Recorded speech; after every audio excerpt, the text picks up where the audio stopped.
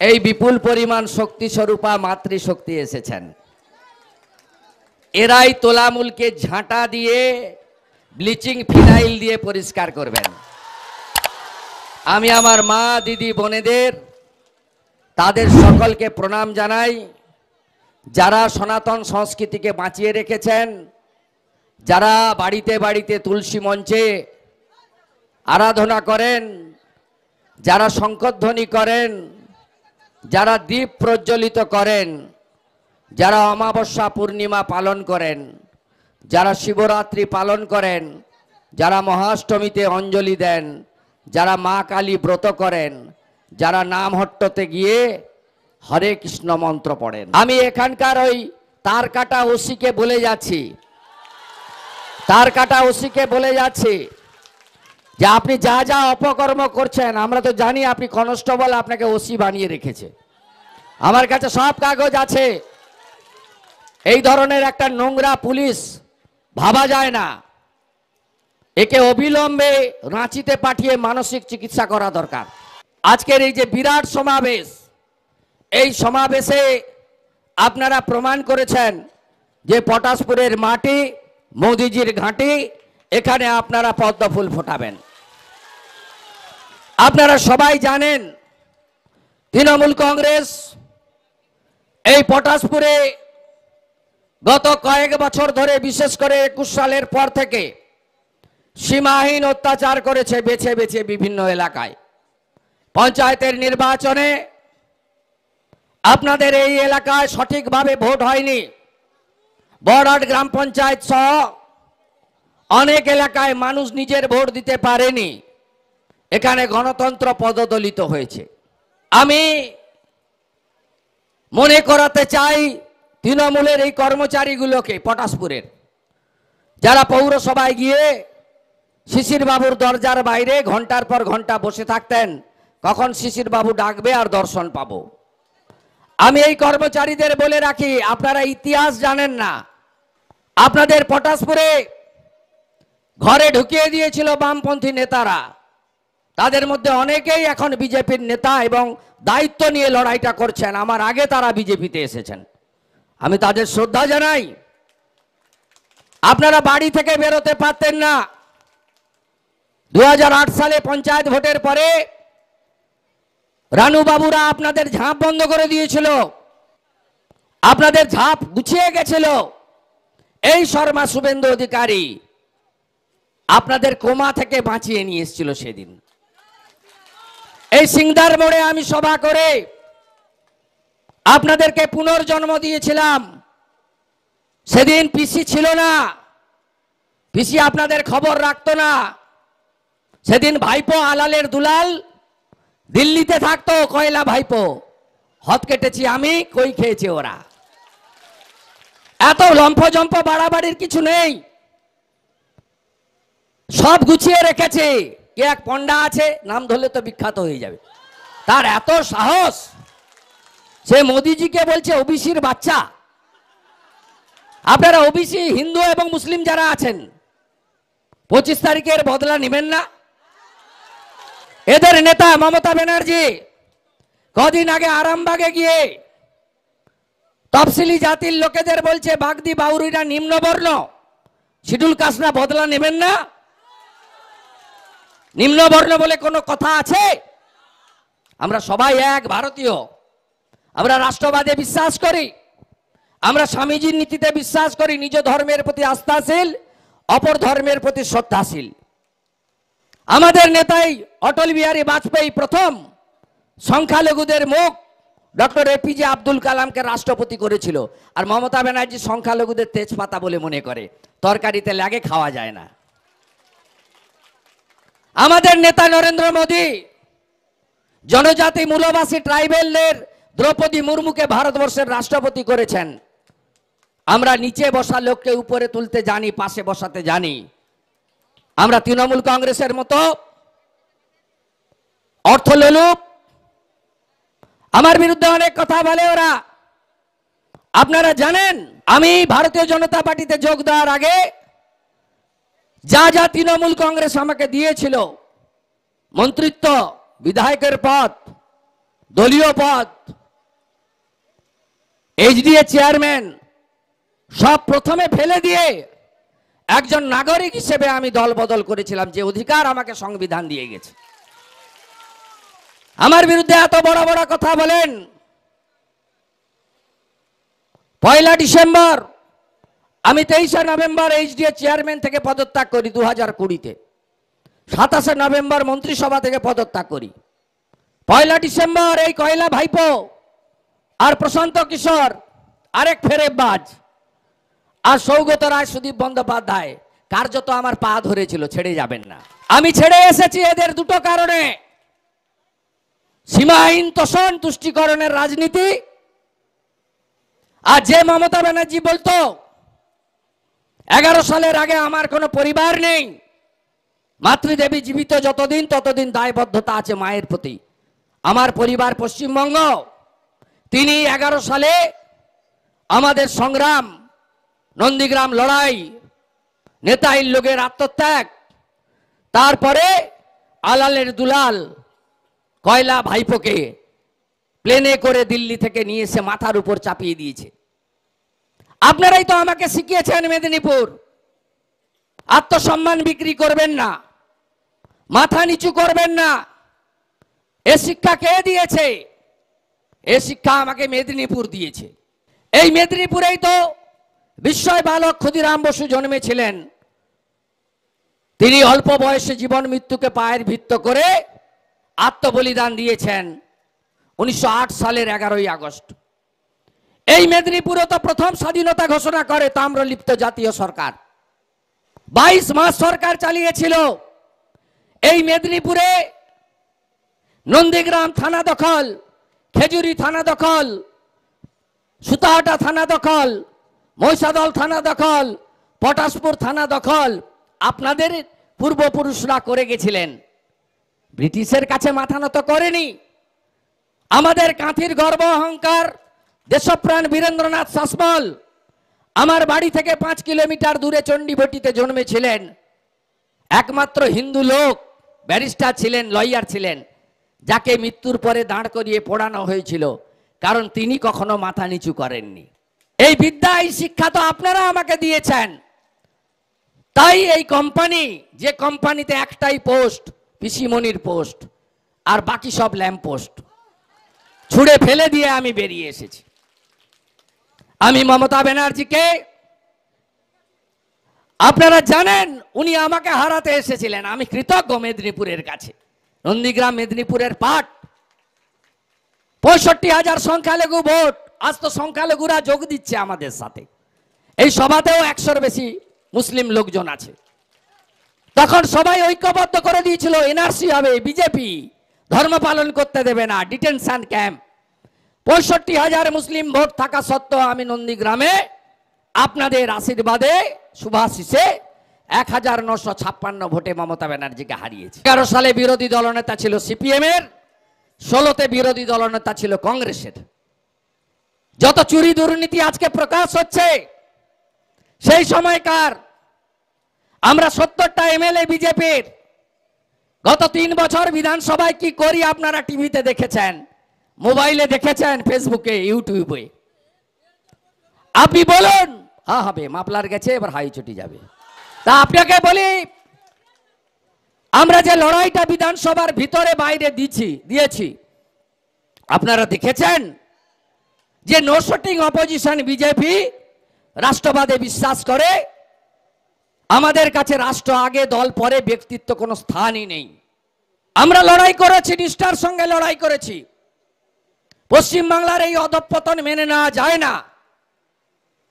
পশ্চিমবাংলার এই ধরনের নিম্ন বেধার মুখ্যমন্ত্রী, তাকে দিয়ে ডক্টর বিধানচন্দ্র রায়ের জায়গা পূরণ করা যায় না।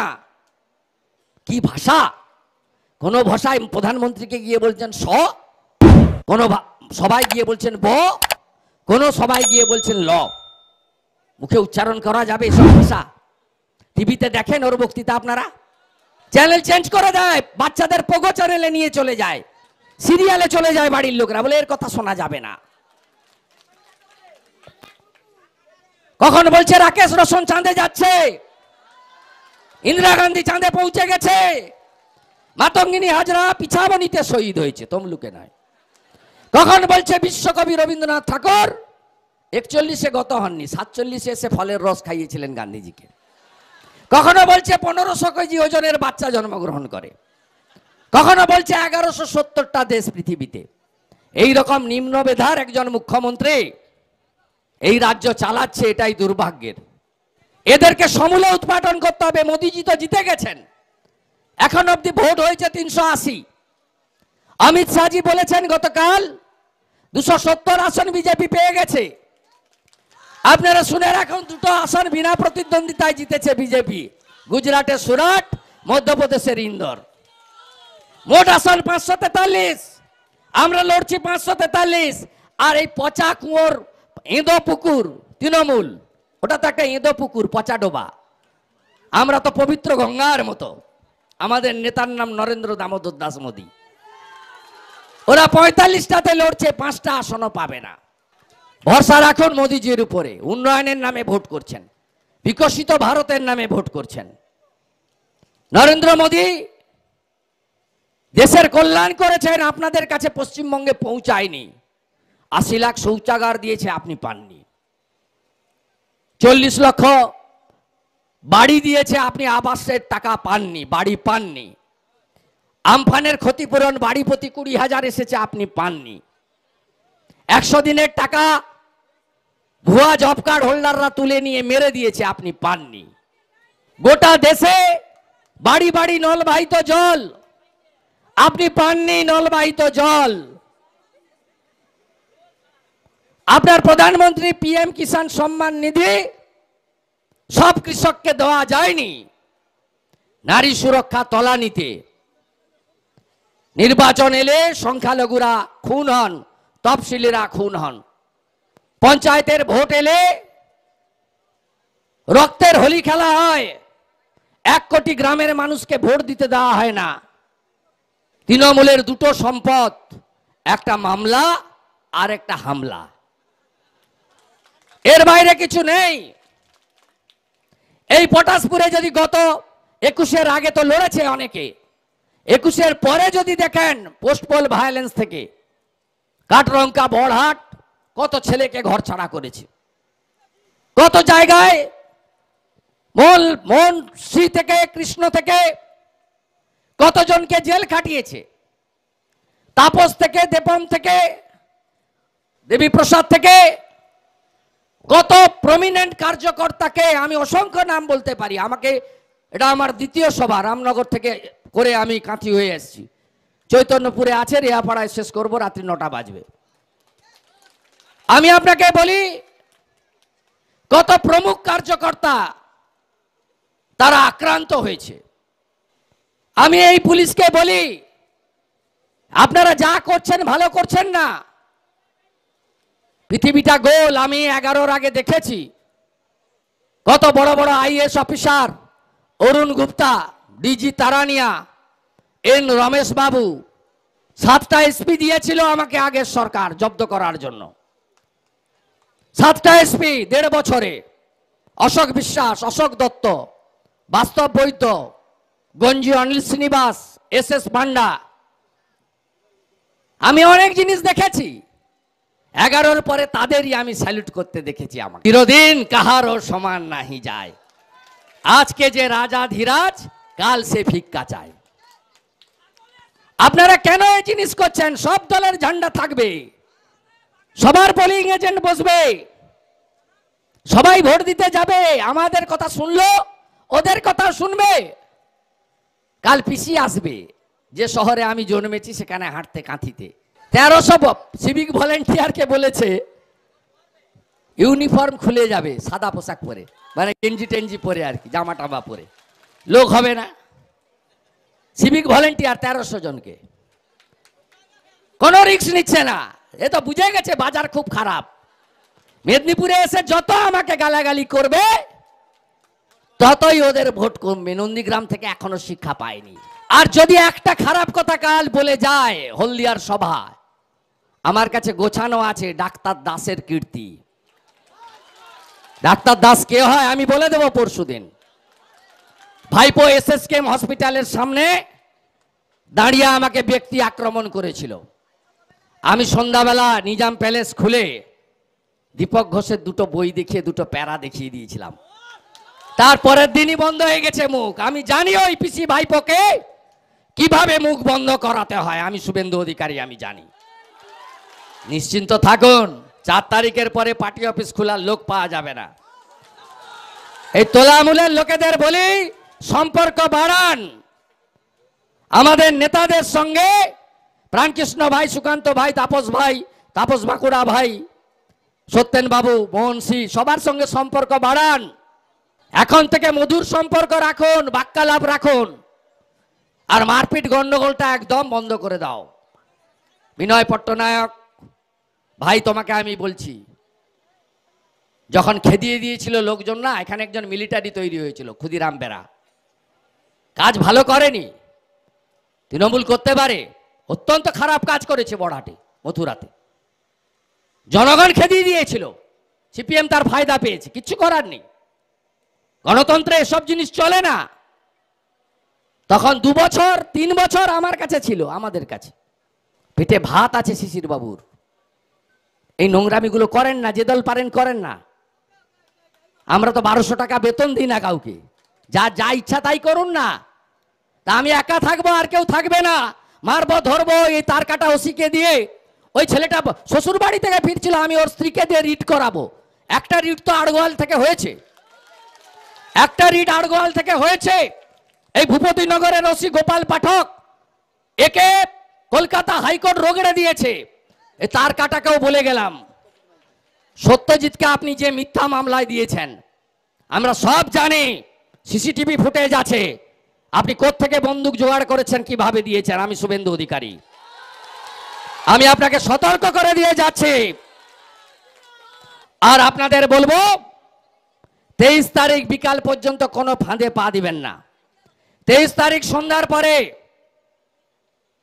সেন্ট্রাল প্যারামিলিটারি ছেড়ে দেব গোটা পটাশপুরে। সব অঞ্চলে ইন্ডিপেন্ডেন্ট কিউআরটি থাকবে সিএপিএফ এর। প্রতি বুথে, এর আগের ফেজে 4 জন ছিল, এবারে 6 জন 8 জন করে প্যারামিলিটারি। আমি সারা রাত্রি ভোটের আগের দিন জেগে থাকি। আপনারা শুধু আমাকে পোলিং স্টেশন এরিয়ার নাম মেসেজ করতে থাকবেন। আমার দায়িত্ব সকালবেলা আগে ভোট দান, পরে জলপান, তাই তো? তৃণমূলকে চুরি করতে দেব না, নিজের ভোট নিজে দেব। আপনাদের বলি, ভারতীয় জনতা পার্টি জিতলে কি কি হবে তার আগে বলে দিই, তৃণমূলের চোরগুলো বাড়িতে যাচ্ছে 3টে করে জিনিস নিয়ে। সাবধান, মায়েরা দরজা খুলবেন না, পিঠা খাওয়ার অভ্যাস আছে। জানলা দিয়ে কথা বলবেন। শাহজাহান কেমন পিঠা খেয়েছে দেখেছেন তো? এদের বদভ্যাস আছে, অত্যন্ত নোংরা, সব রকম গুণ আছে। প্রার্থী করেছে তো টাওয়ারের তেল চোরকে, তেল কাটা মাল, তার কাটা ওসি আর তেল কাটা মাল। এদের অন্য কিচ্ছু নাই। 3টা কাগজ নিয়ে যাচ্ছে বাড়িতে, 3 টাকা দামের একটা মানি ব্যাগ, 3 টাকা দাম ওই মানি ব্যাগটার, হ্যাঁ কিনা? সাদা রঙের মানি ব্যাগ, 3 টাকা। তার উপরে একটা হাঁড়ি চিহ্ন আছে, মমতা ব্যানার্জির চিহ্ন। হাঁড়ি চিহ্নে ভোট দিন। আর মমতা ব্যানার্জির একটা হাসি মুখ আছে, ছবি, সব জায়গায় ছবি। অনুপ্রেরণার বাইরে কথা নেই। আলিপুর চিড়িয়াখানায় বাঘ জন্মালেও বলছে অনুপ্রেরণায় ব্যাঘ্র শাবক জন্মগ্রহণ করিল। বলছে বিজেপি লক্ষ্মীর ভান্ডার বন্ধ করবে। আমি তো আগে বলেছিলাম, কাল অমিত শাহজি বলে দিয়ে গেছে যে বন্ধ তো হবে না, 3000 করে টাকা দিব। আমি 3000 বলেছি, উনি বলেছেন প্রতিদিন 100 টাকা, মানে 3000 টাকা মাসে। আর একটা দেশলাইয়ের বাক্স নিয়ে যাচ্ছে, উপরে ফুলের ছবি আছে, ওই ছিন্নমূলের ছবি। ও ফুল কোথাও হয়, কোথাও জোড়া ফুল হয়, কোথাও আছে। একে একদম গেঁড়ু থেকে তুলতে হবে। আপনারা এই ধানের পরে সব গেঁড়ু তুলে পুড়ান না, একে এমনভাবে তুলে উপড়ান যাতে আর জন্মাতে না পারে। একটা দেশলাই খাঁচি নিয়ে ঘুরছে, কখন আগুন লাগাবে। দেশলাই প্যাকেট দিয়েছে? দিয়েছে? দেয়নি। আর একটা ফর্ম ছাপিয়ে নিয়ে ঘুরছে, বলছে এটাতে নাম্বারে ক্লিক করো, আবাস যোজনার বাড়ি পাবে। কবে পাবে? ডিসেম্বর মাসে পাবে। ভোটটা আগে দিয়ে দিবে, তারপরে পাবে। যেমন বলেছিল ভোটের আগে ডবল ডবল চাকরি, যেমন বলেছিল ভোটের আগে সব করে দিব 200% কাজ। এই ভুয়া মূল তৃণমূল, তৃণমূল মানে চোর, এই ভুয়া পার্টিকে সমর্থন করবেন না। দেশের ভোট, দেশকে সুরক্ষিত রাখার ভোট।